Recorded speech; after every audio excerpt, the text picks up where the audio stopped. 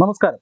രാജ്യം കണ്ട ഏറ്റവും വലിയ തെരഞ്ഞെടുപ്പ് പരിഷ്കരണത്തിന്റെ ആദ്യ നടപടികളിലേക്ക് കടക്കുകയാണ് നമ്മൾ. പാർലമെന്റിൽ ഒരു രാജ്യം ഒരു തെരഞ്ഞെടുപ്പ് ബില്ല് ഈ സമ്മേളന കാലത്ത് തന്നെ അവതരിപ്പിക്കും എന്ന റിപ്പോർട്ടുകളാണ് വരുന്നത്. അതായത് ഇപ്പോൾ പാർലമെന്റ് സമ്മേളനകാലമാണ്. ഈ സമ്മേളനകാലത്ത് വഖഫ് നിയമ ഭേദഗതി അടക്കം ഏതാണ്ട് 15ഓളം ബില്ലുകൾ ലിസ്റ്റ് ചെയ്തിരുന്നു.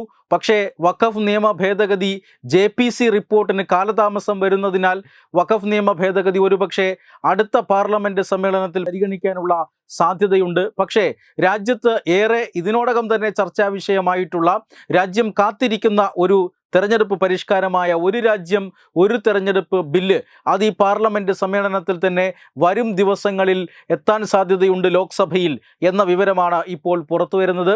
അതായത് ഈ ബില്ല് രാജ്യം കണ്ടിട്ടുള്ളതിൽ വെച്ച് തന്നെ നേരത്തെ സൂചിപ്പിച്ചതുപോലെ ഏറ്റവും വലിയ തെരഞ്ഞെടുപ്പ് പരിഷ്കരണമാണ്.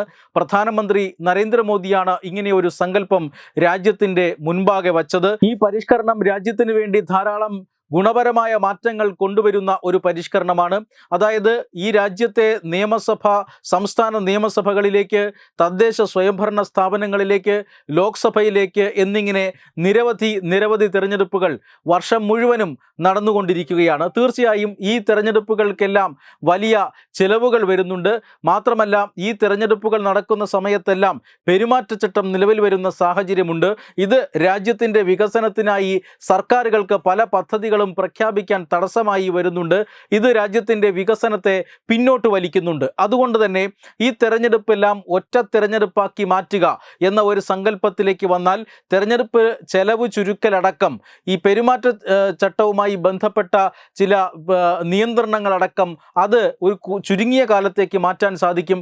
അങ്ങനെ കൂടുതൽ സമയം രാജ്യ നിർമ്മാണ പ്രവർത്തനങ്ങളിൽ ഭരണകൂടങ്ങൾക്ക് ശ്രദ്ധ കേന്ദ്രീകരിക്കാൻ കഴിയും എന്ന ആധുനികമായ ഒരു കാഴ്ചപ്പാടിൻ്റെ ഭാഗമായിട്ടാണ് ഈ തെരഞ്ഞെടുപ്പ് പരിഷ്കരണം നരേന്ദ്രമോദി സർക്കാർ കൊണ്ടുവരുന്നത്. രാജ്യത്തിൻ്റെ വികസനം ആഗ്രഹിക്കുന്ന, അല്ലെങ്കിൽ രാജ്യം മുകളിലേക്ക് ഉയരാൻ കാത്തിരിക്കുന്ന എല്ലാ ജനവിഭാഗങ്ങളും സ്വാഗതം ചെയ്യുന്ന ഒരു നിയമ ഭേദഗതി തന്നെയാണ്. പക്ഷേ പ്രതിപക്ഷ പാർട്ടികൾ ഉൾപ്പെടെ ഈ ബില്ലിനെ അല്ലെങ്കിൽ ഈ പരിഷ്കാരത്തെ എതിർക്കുന്നവരുണ്ട്.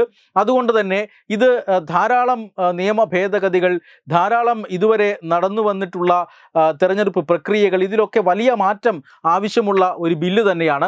അതുകൊണ്ട് തന്നെ കേന്ദ്ര സർക്കാർ ഇത് സൂക്ഷ്മമായി തന്നെ പരിശോധിച്ച് പഠിച്ചിട്ടുണ്ട്.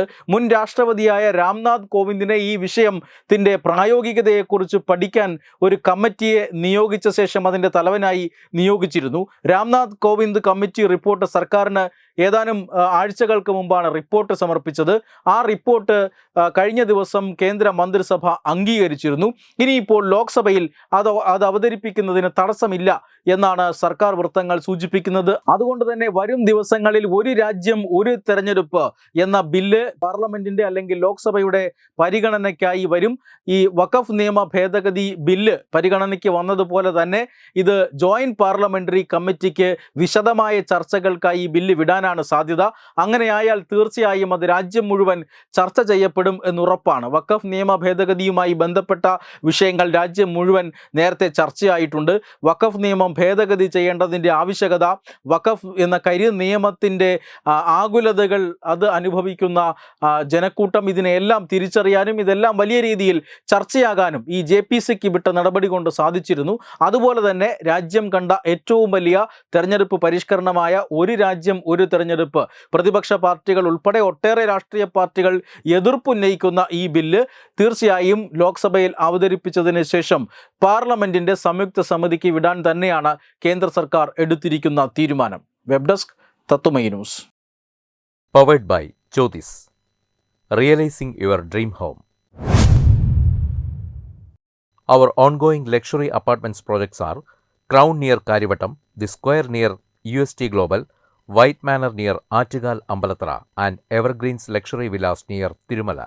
Call 90482 55599. Jyothis Building Promoters Private Limited, Thiruvananthapuram.